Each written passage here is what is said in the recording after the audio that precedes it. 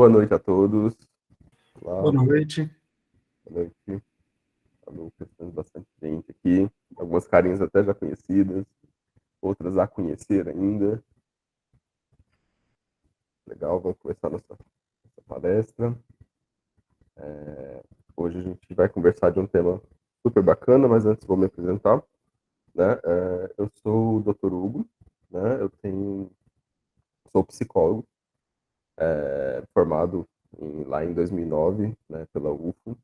Depois fiz meu mestrado e meu doutorado em psicobiologia, né, para algumas pessoas que talvez não conheçam, né, depois a gente pode falar um pouquinho, pela USP de Ribeirão Preto, e tenho especialização em neuropsicologia pelo Einstein, né, em São Paulo, Instituto Israelita Albert Einstein. E isso já em 2020, né, que eu finalizei. Bom, sou professor, né, universitário, né, até o momento, né, mais agora em pós-graduação, né, voltado para pós-graduações, e sempre dentro da área, né, de neurociências e dentro de avaliação neuropsicológica. E hoje eu quero falar com vocês sobre essa parte da avaliação que é muito comum na prática clínica, que é a avaliação neuropsicológica de adultos com TDAH. Né? Dentro da minha especialização, eu me voltei para a população adulta, adultos e idosos, né, porque acaba sendo testes, né, se vocês forem conhecer depois no curso, nós temos vários testes, né, que são divididos entre testes para adultos e testes para criança, então é comum que os avaliadores neuropsicológicos façam escolha da faixa etária, né, em relação aos testes.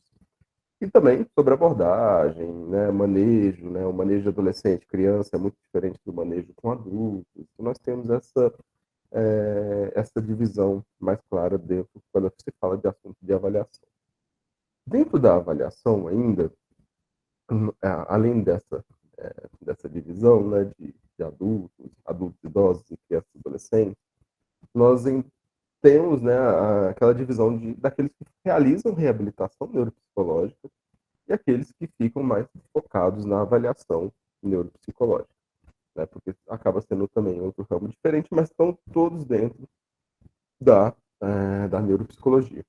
Bom, eu quero que vocês se sintam à vontade. Se surgir alguma dúvida, escrevam, né, dentro da mensagem da chamada, enviem, né, aquilo que está acontecendo, ou às vezes até se você se reconheça em algum ponto, né, e tiver alguma questão, seria interessante vocês fiquem abertos a poder perguntar e a poder expressar também, que é sempre muito importante. Geralmente o pessoal gosta de deixar só para o final, mas eu gosto de ir amarrando durante a palestra, né, durante as minhas aulas como um todo.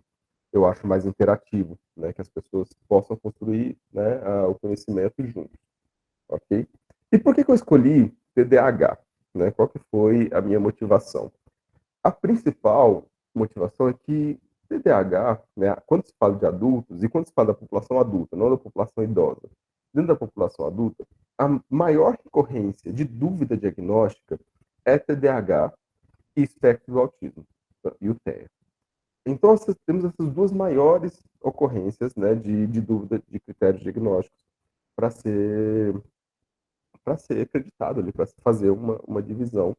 E é interessante também que vocês possam ter uma noção geral, né, até para ter um reconhecimento dentro da clínica, né, de vocês, para poder manejar e direcionar corretamente, talvez para uma próxima avaliação para esse adulto. Até porque, como ele é um transtorno do neurodesenvolvimento, um dos transtornos do neurodesenvolvimento mais comuns. Né? Então, logo ele vai estar, né, não é à toa que ele é o mais procurado, porque ele é um dos mais comuns dentro dos transtornos do neurodesenvolvimento e muitas vezes eles passam desapercebidos durante a infância e durante a adolescência. A gente vai falar um pouquinho sobre isso, sobre essa forma da gente não perceber alguns fatores que ocorrem, né, que acontecem nesse processo. E a primeira coisa a ser feita é direcionar sobre o que é, então, atenção e o que é atividade, né? Porque se eu estou falando que é hiperativo ou hipoativo, eu estou querendo falar sobre a minha atividade, minha evolução, minha vontade, minha intenção de realizar e efetivamente concretizar os atos, né. Então a atenção é uma eu gosto muito, porque eu acho que é o primeiro ponto que a gente meio que quebra alguns paradigmas dentro da psicologia, é que a atenção não é o fato de você absorver informações relevantes. A atenção, ela é a nossa capacidade de ignorar aquilo que é irrelevante. Parece estranho, né, quando joga desse jeito. Espera aí, então não é minha capacidade de absorver informação, mas é minha capacidade de ignorar. É isso, já gera geralmente tem um susto, né, como assim?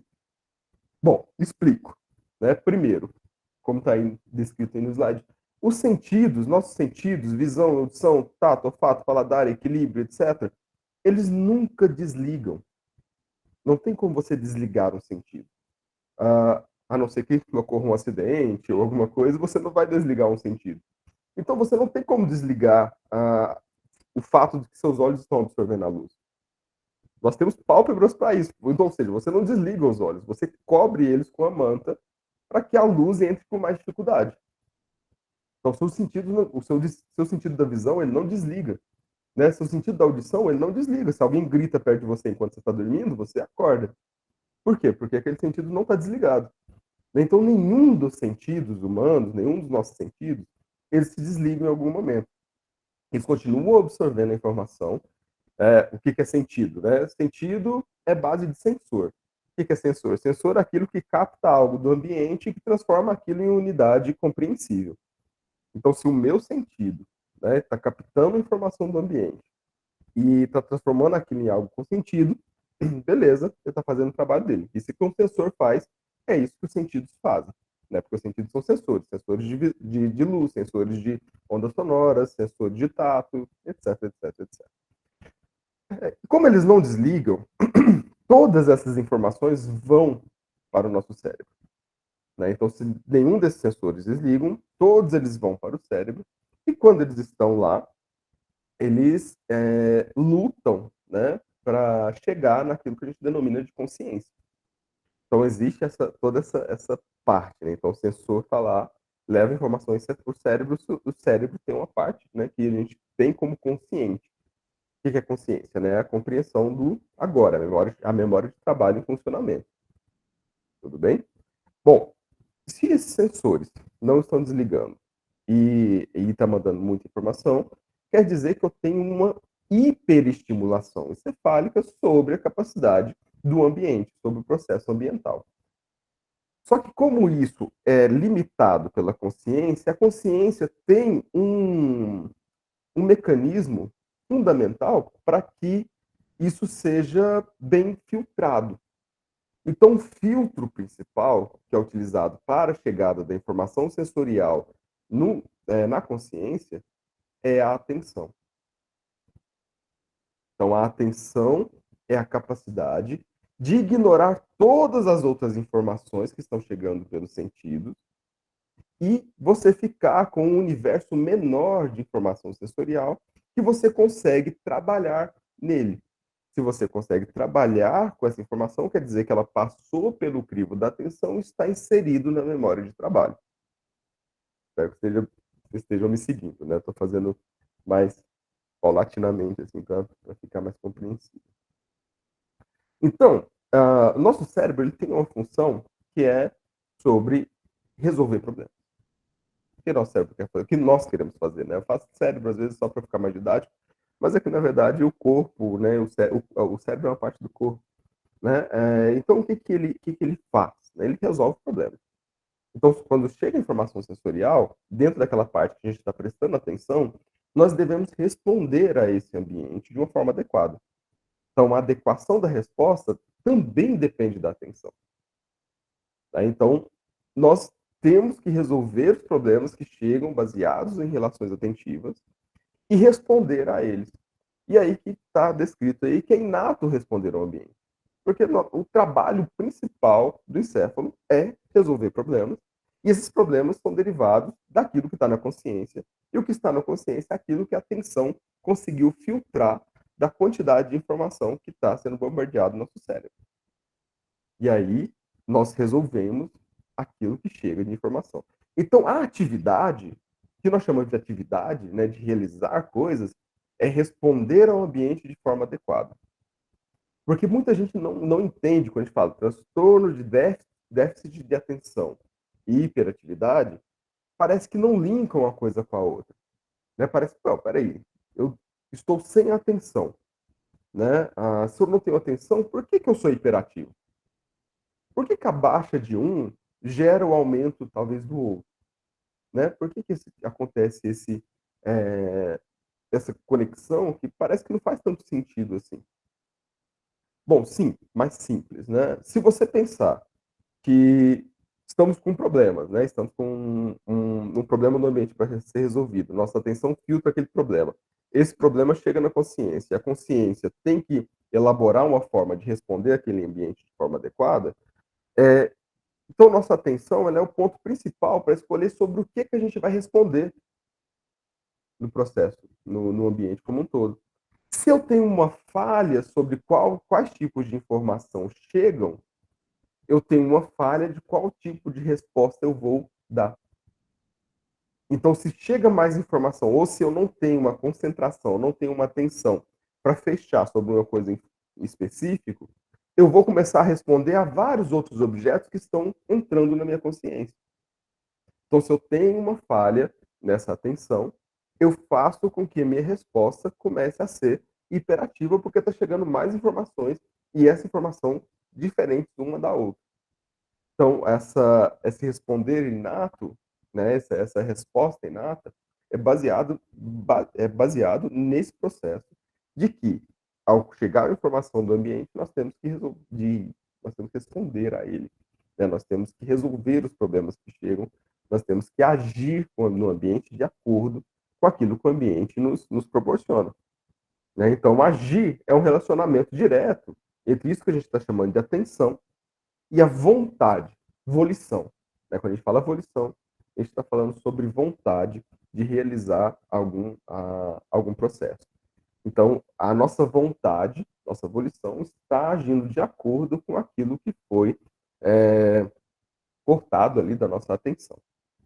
Beleza? Então, segurando esses tópicos aí na cabeça de vocês, nós podemos começar a fazer algumas alusões, né, principal. Bom, já sei o que é atenção, já sei o que é atividade, eu já começo a saber que déficit de atenção é algo que vai, deixar muito difícil a escolha de objetos relevantes no espaço, objetos relevantes no ambiente. Porque se caiu a atenção, olha só, se a atenção é a habilidade de ignorar informações irrelevantes, se eu tenho falta de atenção, logo eu vou ter dificuldade de ignorar aquilo que é irrelevante. Então, a informação que é irrelevante passa pelo filtro, entra dentro da memória e nossa cabeça começa a trabalhar para fazer aquilo, resolver um problema que não é necessariamente um problema. Então começa a agir para realizar coisas que não tem que não deveria ser resolvido naquele momento. Aqui, vocês concordam que todo mundo falha a atenção de vez em quando? Todo mundo falha um pouquinho? Tipo, "Nossa, o que que eu estou fazendo aqui?", né, tipo, "Ah, o que que eu fui buscar ali na sala? Nossa, o que que você estava falando mesmo?", né, não, conversa com alguém, de repente, vai embora, você fala: "Nossa, o que que essa pessoa está falando, Jesus? O que que eu tenho que responder para ela?". E olha só essa brincadeira, de que ela está falando que eu tenho que responder, já fala que, olha, estava chegando uma informação, aquela informação ela era um problema a ser resolvido, mesmo que você tenha que responder uma coisa, está ouvindo uma história, você tem que saber qual que é o plot da história, o que está acontecendo naquela história. Então quer dizer que está chegando uma informação relevante, que você tem que trabalhar com ela, então tem que resolver ela, nem que seja para falar no final: "Nossa, foda, né?". Mas pelo menos você estava sabendo o que que era a informação, né. Então ocorre falha de atenção o tempo todo no nosso dia a dia, né, porque ela gasta energia. A atenção, ela usa recursos executivos, né, primeira coisa, né, usar recursos executivos quer dizer que nossa área, principalmente a pré-frontal, está ali utilizando a sua energia para fazer sentido todo o processo, sensorial que está chegando ali. Ok, então, durante o dia ela pode falhar por cansaço, por distraibilidade, né, de repente fiquei distraído, beleza, passou a informação. Pode ter falha de atenção, porque eu simplesmente, alguma coisa passou do meu filtro ali, alguma coisa me chamou a atenção mais do que aquilo, alguém me chamou meu nome, ou alguém passou com um perfume diferente, alguma coisa aconteceu, qualquer coisa no ambiente que desviou a sua atenção, e esse desvio faz com que o retorno ao assunto, o retorno ao processo que você estava, mais difícil, né, essa pulada da atenção, né, que a gente vai chamar de atenção dividida, essa capacidade de atentar a um objeto, voltar para outro objeto e retornar ao objeto anterior, né. Então esse pulo, essa agitação da atenção, ela ocorre o tempo todo. Porque como ela utiliza recursos, utiliza muitos recursos, frontais, muito recurso de encefálico mesmo, ou seja, para ficar mais fácil, usa muita energia, né, então a atenção é uma das coisas que usa mais energia dentro do cérebro. Porque o resto tudo é quase tudo muito de graça, sabe? A informação sensorial entra de graça ali, entra de graça no sentido que a gente não controla e acontece o tempo todo, então é um processo metabólico muito, muito comum. Quase todas as outras informações são tratadas de uma forma muito, muito rápida. A atenção não, porque a atenção depende também da nossa vontade, então é como se fosse um drive, é alguma coisa que a gente estivesse direcionando. Só que como a gente tem que direcionar ela de forma que a gente está chamando de consciente, né, de forma dentro da nossa consciência, isso gasta muito açúcar, né, gasta muito recurso, gasta muita caloria e gasta muito, muito do corpo, né. Se vocês estão num trabalho ou estão numa sala de aula, fica 4 horas lá trabalhando direto, prestando atenção direto, ou dentro de um assunto com muita, sem parar, então isso vai fazer com que você se cansa, né. Por mais que fisicamente você não esteja elaborando um trabalho, como a gente está trabalhando com a atenção, ela vai cansar muito. Então, quanto mais atenção o trabalho requer, mais cansados vocês vão estar. Então, já pensem sobre isso, né? Que, nossa, se eu estou trabalhando muito com a minha mente, eu vou ficar mais cansado mesmo. Esse é um processo bem, bem simbólico. Beleza. Então, é comum, né, que a atenção falhe. Mas, né, é comum até quando? Eu acho que é uma pergunta de quase todo mundo, né? Tipo, eu sou normal? Minha atenção é normal? Esse esquecimento, essa forma distraída que eu ando e etc. Quando que isso deixa de ser normal? Quando que isso começa a realmente ter um efeito na para então, por exemplo, um laudo, para falar: "Não, não, beleza, você tem um transtorno de déficit de atenção e hiperatividade". Nas crianças existe talvez um processo, né, que geralmente elas são muito hiperativas ou a desatenção vão gerando conflitos ali dentro da escola, vão gerando conflitos com os outros colegas e com o adulto, né. E como que o adulto vai reconhecer isso? O primeiro ponto a ser notado é o sofrimento. O sofrimento é o indicador mais poderoso que nós temos para falar do TDAH, porque é diferente você falar que sua memória é ruim e você falar que sua memória está te atrapalhando. Nota? E falar: "Nossa, essa minha forma distraída de passar o dia é ruim, nossa, de vez em quando eu perco minha caneta, não sei onde é que tá, vou fazer uma coisa e começo a fazer outra", mas você tá funcional, tá tudo bem, então beleza, você pode ter uma atenção um pouco mais baixa, mas isso não saiu de um determinado padrão.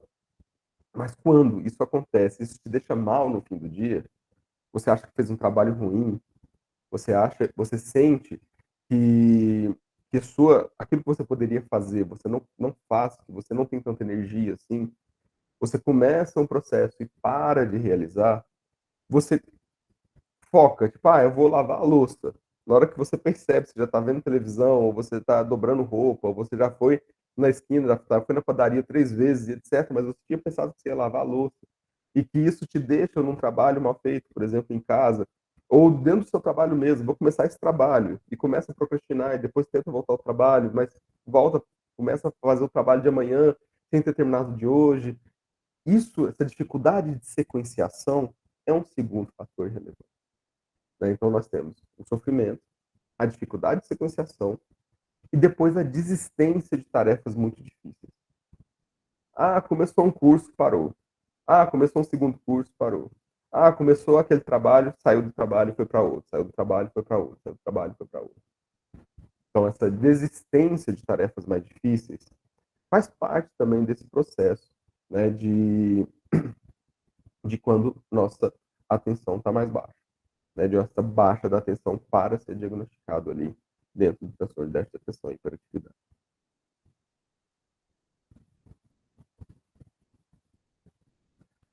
Então, no adulto, e nesse slide aí, tanto no adulto quanto na criança, nós temos três fatores principais a serem identificados: desatenção, hiperatividade e impulsividade.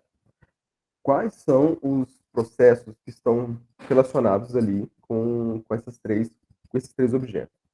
Né? Primeiro, que é mais difícil ver adultos hiperativos, não é impossível, mas é mais difícil ter adultos hiperativos. Ou seja, as crianças hiperativas, muitas vezes, a reconexão ali do circuito frontal, esses três pontos, né? Desatenção, hiperatividade e impulsividade, e que geralmente é mais difícil, né? Você vê adultos com hiperatividade e impulsividade. É mais comum, então, o traço desatento do que hiperativo na vida adulta. Ou seja, nós temos ali uma mudança, né? A gente pode chamar de uma mudança ali no paradigma das nossas prevalências aqui no processo de desatenção. Bom, mesmo assim nós temos que medir. Isso não quer dizer que não tenha, isso não quer dizer que a gente tem que ignorar os adultos que tenham hiperatividade e impulsividade. Até porque alguns fatores da hiperatividade e impulsividade eles se mantêm, né? E fica às vezes um pouquinho escondido junto com a desatenção. E o outro efeito, né? Então, eu acho que eu vou passar pelas características, depois eu começo a conversar um pouquinho sobre esses outros efeitos. E se vocês se sentirem um pouco representados agora, tá tudo bem, viu, gente? A gente vai sempre sentir uma coisinha ou outra ali do processo, tá? Mas esses adultos, né, que passaram, né, infância e adolescência, sem que as pessoas percebessem, né, o processo de desatenção e hiperatividade, muitas vezes eles têm dificuldade de controle de tempo, né? Chega atrasado, perde compromisso, não consegue sair de casa na hora, não consegue realizar tarefas no tempo planejado, não consegue planejar o tempo de quase nenhuma forma. Então, a procrastinação existe muito dentro desse lugar, né? Quando tem dentro do transtorno. Então, a dificuldade de controle de tempo é imenso, né? Muito, muito, muito comum você notar que essa pessoa sempre chega atrasada, sempre tem alguma coisa aconteceu, né? Ou perdeu o ônibus, ou alguma coisa em casa estourou, ou não ficou e se atrasou sem perceber porque não olhou a hora, ou esqueceu de colocar o despertador, enfim. Qualquer coisa que tenha relacionado ao tempo, vai existir uma dificuldade de controle dele. Esse é um ponto muito, muito, muito relevante, né, quando a gente fala desses adultos. E outra, como a gente tem essa procrastinação, vai ter também um aumento de desempenho quando o tempo está apertado. Então, procrastino, esse adulto procrastina, fica lá, não consegue se concentrar no trabalho, qualquer coisa chama a atenção para fazer algo, qualquer outro processo que entra ali fica numa redundância, é comum entrar em redundância de pensamento. E só que aí, na hora que o tempo fica apertado, fala: "Ó, você tem que entregar amanhã de manhã". Dá um aumento de energia, aumenta a adrenalina e parece que aquilo dá certo. Aumenta a adrenalina, faz e entrega. Então, aumento de desempenho quando o tempo é apertado também faz sentido dentro dessas características no adulto. Então, esse adulto que se atrasa muito, que não consegue manter um bom compromisso com o tempo e tem esse aumento de desempenho, já são alguns fatores ali que a gente fica prestando atenção nas histórias quando as pessoas estão contando na anamnese, né? Outro ponto, essa é a impulsividade em relacionamento. Começa o namoro, está apaixonado muito rápido e começa a ser impulsivo com isso, mas qualquer coisa aconteceu, termina. Terminou porque não me mandou boa noite ontem. Terminou porque comprou o lanche errado e etc. Arranja motivos muito bobos, né? Pra gente é bobo, mas para a pessoa como ela não tem um freio entre a emoção e a razão, esse freio entre a emoção e a execução daquele pensamento, ele acaba terminando relacionamentos, começa a terminar relacionamentos de forma muito rápida. Não só relacionamentos, como também trabalho. Então, impulsividade no relacionamento ou impulsividade no trabalho, né? Que dentro do trabalho tá lá, tá indo direitinho, fazendo tudo certinho, e de repente, né, essa pessoa se sente com alguma coisa acontece, ela fala, não, não quero ficar aqui mais. Não vou ficar, não consigo.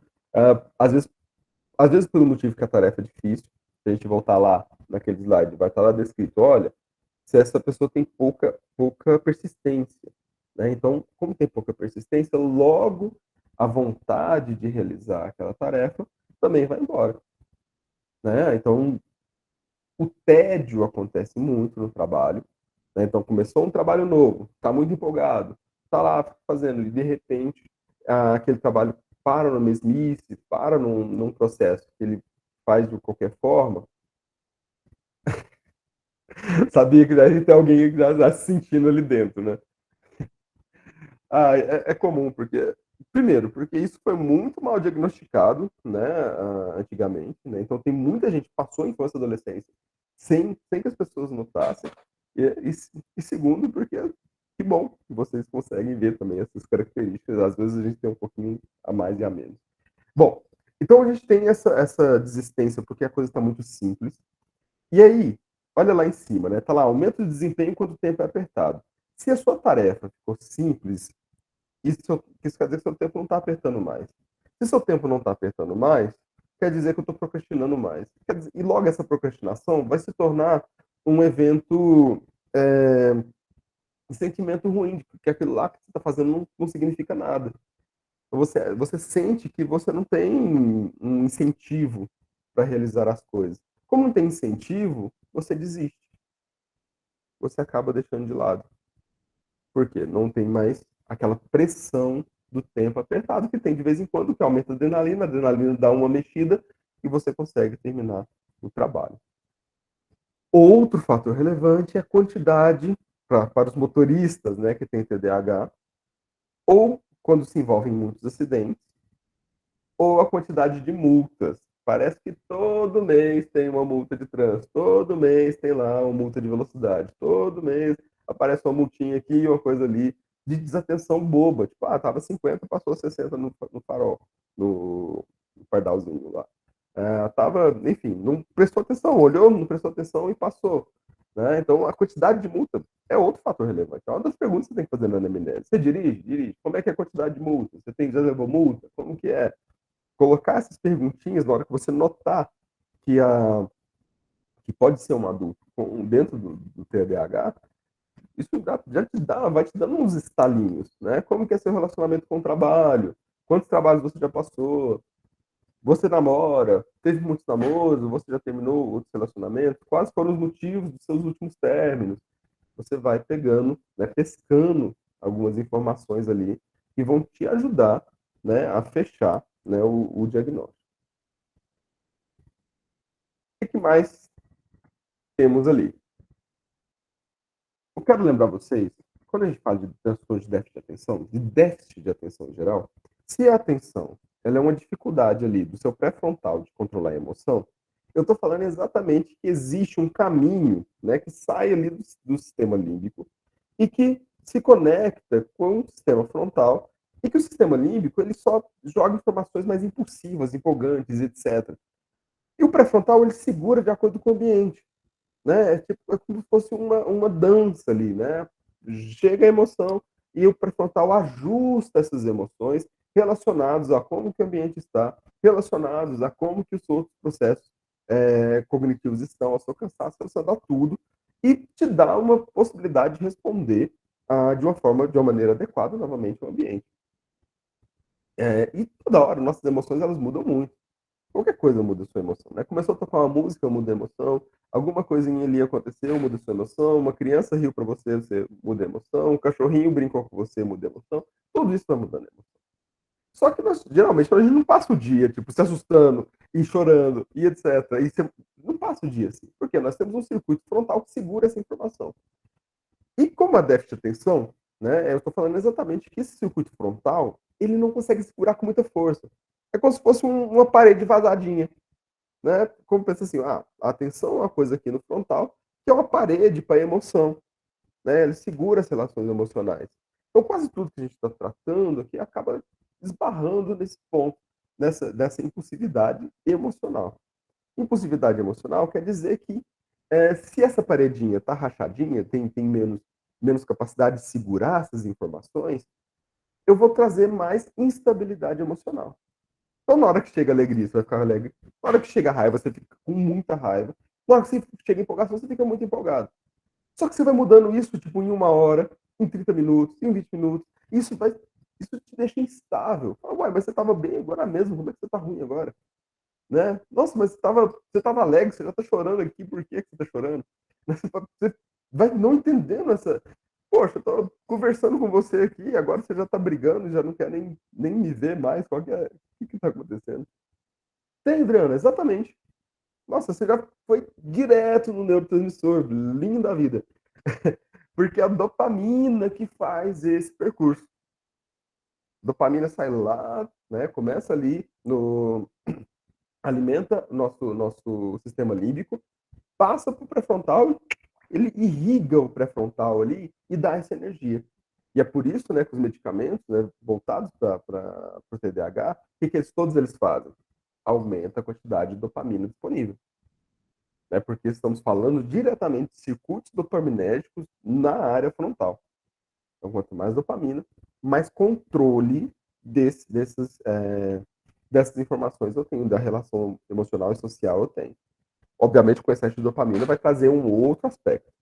Né? O excesso de dopamina vai estar mais conectado ali com a personalidade voltada para o transtorno obsessivo compulsivo, até para o esquizoide, esquizotípico, etc. Né? Então, essa dopamina tem que ficar bem reguladinha ali para controlar bem a atenção, mas também não gerar uma quantidade de paranoia ali no sistema frontal.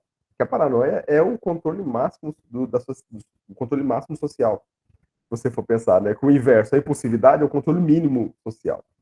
Eu respondo de qualquer jeito a qualquer coisa do ambiente. Eu respondo de forma emotiva, só o sistema límbico trabalhando. E da hora que eu jogo a dopamina age nesse circuito frontal e segura, fala, não, tem uma maneira socialmente aceita para que isso ocorra, que você aprende, né? E isso te torna mais tranquilo em responder ao ambiente. Mas se eu exacerbo essa dopamina, eu acabo tendo controle demais. É engraçado, esse controle demais dessa dopamina é literalmente você ficar paranoico. Tipo, nossa, tudo tem a ver com você.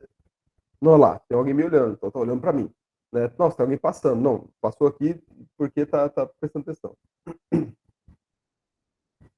Ah, com a dopamina mais alta, né? A estabilidade de subida e descida da dopamina não é tão comum assim, né? Mas uma dopamina mais alta possivelmente tem uma conexão, talvez mais próximo do borderline. E aí, né, aqui, né, no déficit de atenção e hiperatividade, quando está ali essa dopamina mais baixa, nesse caso, ela não segura as relações emocionais. E não segura, então vamos lá, olha o prato cheio que está isso. Né? Nós temos lá uma dificuldade de filtrar bem no ambiente que eu vou responder. Junto com isso, eu tenho uma relação emocional que vai jogar aquilo que ele quer fazer dentro de uma barreira que não está funcionando muito bem. Então, se essa barreira não está funcionando bem, na hora que chega a emoção para aquilo que nem está tão conectado, eu fico com raiva de coisas bobas, né? Tipo, nossa, fulano sujou meu sapato. Não, eu detesto essa pessoa porque meu sapato, ele sabe que é importante para mim, né? E já criam casos sobre uma coisa que não era tão relevante, baseado numa emoção que está sendo respondida para algo que não tá tão conectado ao ambiente, para cima de uma pessoa, né, que só porque a emoção veio. né, relacionado àquela emoção, então. E aí a gente tem outra, né, então a instabilidade emocional, ela vai existir ali nesse adulto, mesmo que seja de característica desatenta, viu, gente? Aqui não é só no hiperativo, né, isso aqui não é só no hiperativo. Aqui o desatento, ele também sente esse processo, porque também está faltando filtro nele, né? Então, aquela pessoa que parece que está sempre no ar, assim, mas de repente estoura, ou de repente faz alguma coisa que não faz, parece que não faz muito sentido. Então, isso aqui existe também na característica desatenta do déficit de atenção. E desmotivação, quando não há novidade ou ameaça no ambiente. Aí qualquer coisa beleza, não quero nem ir. Né? Se for para ir, não quero nem ir, não quero sair, não quero fazer. Então existe esse processo meio é, essa falta, né, de evolução, essa falta de vontade em realizar algum processo, né? E a dificuldade de gerenciamento quando há emoções negativas. Aí a gente vai ver outra coisa. Você falta muito ao trabalho. Ah, nesses fatores, como eu estou falando do adulto, eu estou pegando desde os 16 anos, Maria Vilma. Então, a partir dos 16 anos, eu sei, né, que parece que é uma relação de adolescente, mas a partir dos 16 anos, obviamente, várias dessas características estão na infância também, de forma diferente, né, no sentido, as mesmas características, mas voltadas para a escola, voltadas para os amigos. Então, nós temos essa instabilidade emocional, às vezes até com agressões físicas, né, quando a gente está falando da infância. No adulto, a gente acaba tendo menos essas agressões mais físicas, porque já tem um pouquinho de controle, já fez uma pontezinha ali mais relevante, mas dos 16 até para sempre. Né? A gente está falando aqui de um processo que pode estar na vida inteira. Okay? Então, se você já percebe, né, começa a perceber, nossa, com 18 anos, e qualquer coisa desmotiva, nossa, que qualquer coisa quer faltar de aula, né, 16 anos ainda escolar, qualquer coisa quer faltar de aula, qualquer coisa quer faltar do trabalho, porque não consegue lidar com as emoções, tá sempre, não, estou muito triste, eu não consigo fazer isso mais. Né? Não consegue lidar, tipo, não, eu estou triste, mas eu tenho que esquecer disso agora e focar no meu trabalho, depois eu lido com isso aqui. Não consegue fazer essa troca emocional, então tem a ver. Tem a ver, sim, né, com essa característica. Na adolescência, sim.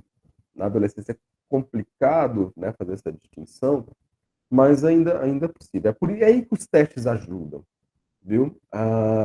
Por quê? Tanto no adulto também, não só na adolescência. Porque muitos desses comportamentos podem ser confundidos com, sei lá, com não gostar do próprio trabalho mesmo, muitas das características sobre não querer estar naquele relacionamento e etc. E aí, com os testes, eles te auxiliam no diagnóstico. Porque na hora que você chega nos testes, lá você não tem um relacionamento no teste, não tem um trabalho no teste, não tem alguma coisa assim. E na hora que você dá uma olhada como que é a atenção dada daquela pessoa em relação à população em geral, você começa a fazer alusão disso com a história dela.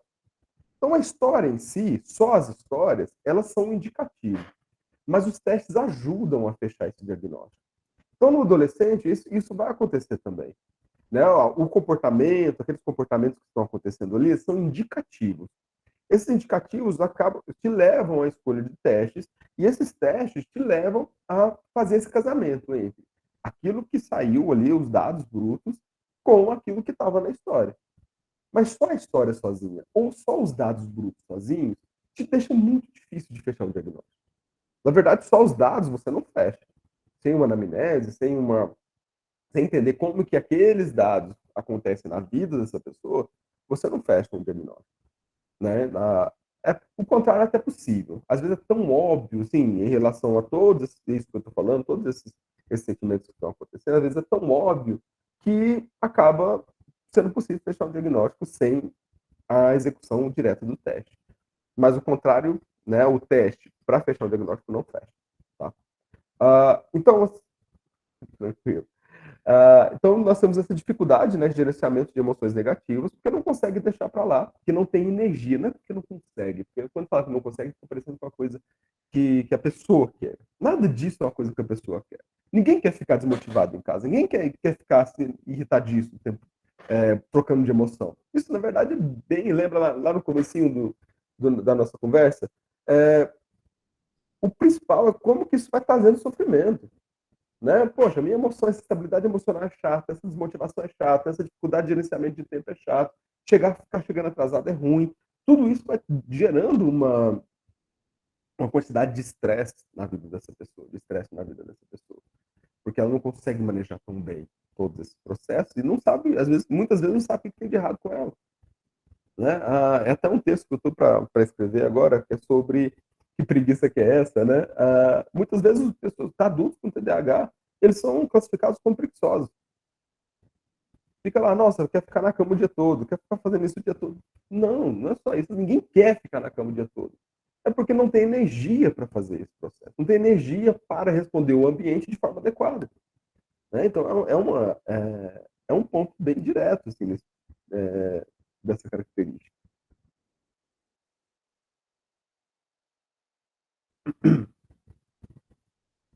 Bom, e, e aí uh, nós vamos, né, pular para o que deve ser avaliado. Eu a gente fala de todos esses processos. Talvez vocês tenham se sentido até um pedacinho, falando, nossa, eu já, né, eu perco tempo também, isso também acontece comigo, etc. Nós temos que ver o que tem que ser avaliado. O que eu tenho que prestar atenção na clínica, né, como psicólogo ali dentro, na hora que eu estou avaliando uma pessoa. Né? Então, dois pontos principais: a atenção e o controle inibitório. O que é controle inibitório? É não responder não responder a um estímulo que não seja relevante. Não responder de forma impulsiva, não responder rápido. Né? Não rápido, desculpa. Não responder sem ter tratado de forma suficiente para chegar naquela decisão que você está tomando. Então, o controle inibitório é literalmente inibição mesmo. Controle de inibir a sua resposta. Às vezes, sabe, quando algumas pessoas falam, nossa, falei sem perceber, ou tipo, nossa, falei coisa que não devia, isso é falha do controle inibitório. Quando você fala que não devia, fala sem perceber, falha do controle inibitório. Na hora que alguém te oferece alguma coisa e você pega no impulso, falha do controle inibitório. Você nem pensou sobre o que você estava pegando. É, todos esses processos, a gente usa, o controle inibitório a gente usa o tempo todo, porque ela é uma base dessa relação atencional. E também a atenção direta, né? Buscar objetos significativos dentro do ambiente, responder de forma adequada aquilo que está sendo solicitado. Então, nós temos tanto a atenção simples, né, que tem um objeto, quero pegar um objeto azul, eu pego aqui uma apagadora azul, né? Eu pego o meu apagador azul. Então, beleza, isso é uma atenção simples.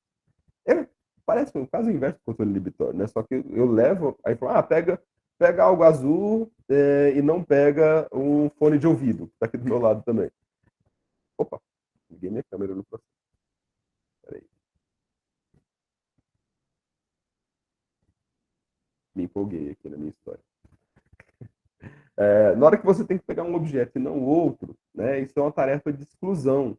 Né? Então, eu estou excluindo um objeto relevante para levar em consideração um outro objeto.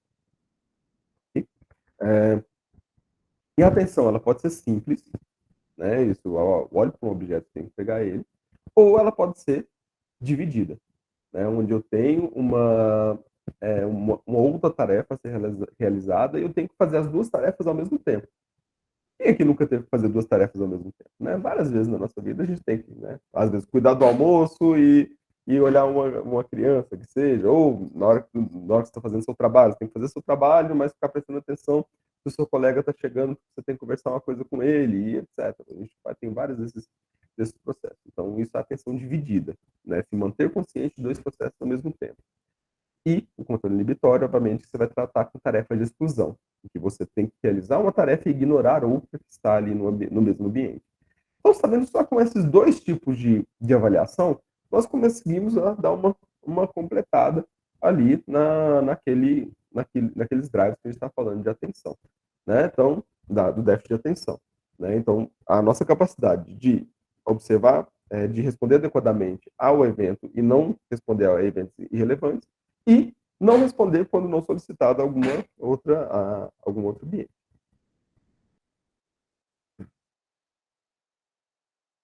De forma mais direta, agora, eu trouxe 4 exemplos, né, de testes, né, que são utilizados na clínica. É sempre importante, né, a gente buscar testes que sejam bem vistos, né, bem, validados, né.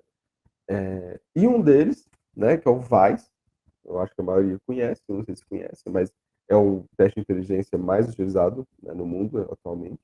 E no VAIS, né, e tem a sua versão infantil, que é o VISC, ele relaciona as habilidades verbais e executiva, né? Então você vai pegar o VAIS e vai tentar identificar ali as habilidades verbais, executivas e etc., né, dentro dos seus 14 subtestes, e geralmente a gente utiliza mais 13, sub 13, né, não os 14.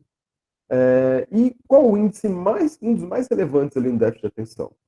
O índice de velocidade de processamento. O VAIS não é tão bom teste para pegar velocidade.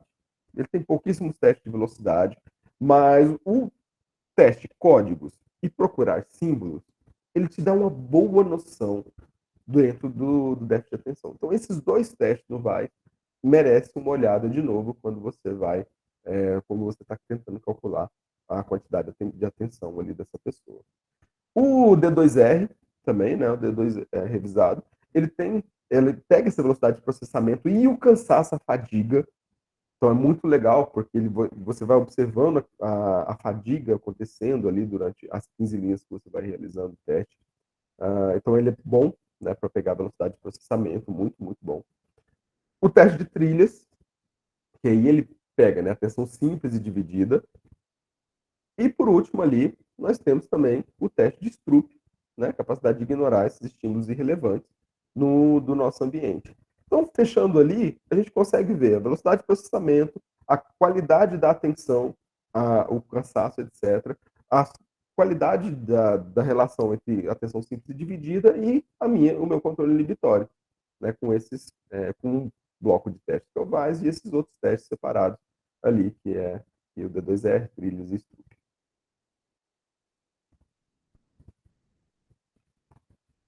Pegando esses dados, agora falando mais diretamente para fechar, né, fechar nossa palestra, fechar nosso laudo aqui, quando a gente está pensando em fazer uma verificação, nós vamos pegar o quê?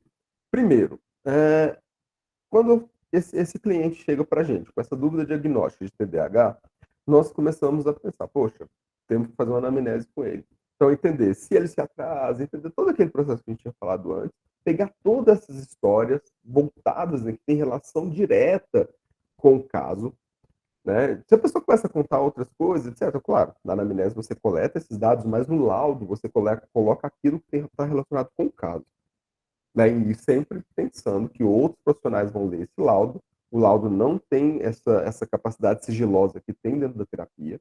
Então a gente tem que ter muito cuidado com o que escreve para não colocar informações vexatórias, não colocar informações que vai deixar o cliente com alguma dificuldade ali dentro, ok? Então sempre prestar muita atenção nesse escrito. Então descrever essa anamnese nesse laudo de uma forma bem resumida, que esteja relacionado com o caso, descrever qual que é a metodologia de testagem, pegar quais os testes que você utilizou, né, de forma quantitativa e qualitativa, descrever todos os testes.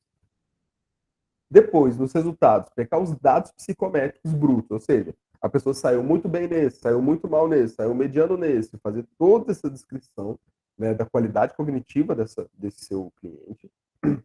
E aí, para concluir, você vai precisar resumir os eventos da anamnese, pegar esses dados brutos, né, esses dados que tem, relacionar com a história de vida desse sujeito e depois fazer um casamento direto com os dados do DSM. Ó, de acordo com o DSM, fecha o diagnóstico por causa disso e disso que está na história, por causa disso e disso que está no resultado dos testes, e eu fecho, né? Você acaba entregando esse resultado. Ou fala, não fecha o diagnóstico, porque não fechou, não tem os critérios necessários para TDAH, por exemplo, né? Ou algum outro processo, ok? E assim a gente finaliza a nossa apresentação, né? Se alguém tiver alguma dúvida, alguma coisa a ser colocada, olha, já chegou, chegou. Vamos lá. Eu acho mais difícil diagnosticar adultos porque muitas vezes o cliente já criou, assim, habilidades para lidar com as dificuldades, o profissional não conseguiu extrair um padrão por trás da atividade desenvolvida. diagnóstico é muito difícil de ser considerado, mesmo que o cliente pode considerar o sintoma como parte da personalidade. Muitas vezes acaba virando, sim, realmente vira. Com o teste fica um pouco mais, como o teste geralmente ele é mais uma visão mais bruta, assim, é difícil ele ter pego uma habilidade suficiente que passe, que perspasse o teste em si. E realmente, ele vai fazer parte da personalidade dele, e quando ele é muito bom em desenvolver determinadas habilidades, fica mais difícil de você considerar, ok? Então, com um teste, você tem um pouquinho mais de, de certeza, né, na hora de fechar, mas ouça as histórias, ouça a história, pega a anamnese de bem feita, nesse sentido de entender como que a vida dele pode estar sendo afetada, ou como que o cansaço dele pode estar, porque essas habilidades envolvidas, elas gastam energia, né? Então, se gasta muita energia, às vezes é um paciente que fica muito cansado, que, que tem uma fadiga emocional mais rápida e que às vezes vai falhar nessa essa habilidade que ele está ali, ok? Camila, e assim, todo mundo, né, falando, e agora, como é que a gente faz? Né? Sim, eu acho que dependendo do grau, né, passar pelo psiquiatra, geralmente já chega como um pedido do psiquiatra. É mais incomum chegar como demanda espontânea, mas acontece. E aí você direciona para o psiquiatra, porque muitas vezes necessita de uma medicação. Quando é mais leve, né, quando a gente fala no TDAH mais leve, vocês podem até tentar, né, tentar não, né, oferecer uma, um tratamento mesmo de checagem, porque o que acontece? Vai ser uma relação mais adaptativa, só que vocês vão adaptar de uma forma mais diretiva. Por exemplo, se eu tenho um problema com o horário, vocês vão criar uma forma de trabalhar horário com ele, isso dá certo, né? Pessoas que têm um DDAH um pouco mais, um pouco menos acentuado, elas se adequam, você consegue criar essas novas habilidades para ela, que esse TDAH acaba sendo menos, trazendo tão menos sofrimento, que ela não vai precisar, às vezes nem precisa da medicação, depende do caso. Às vezes precisa sim, tem que ser medicado, muitas vezes. Trabalhar as dificuldades da terapia, é isso, Camila, mas tem que sempre lembrar de trabalhar essa dificuldade de forma diretiva. Não é tratar a causa, porque a causa a gente já sabe, só faz parte do processo cognitivo dessa pessoa para trabalhar determinadas relações. O que eles vão fazer?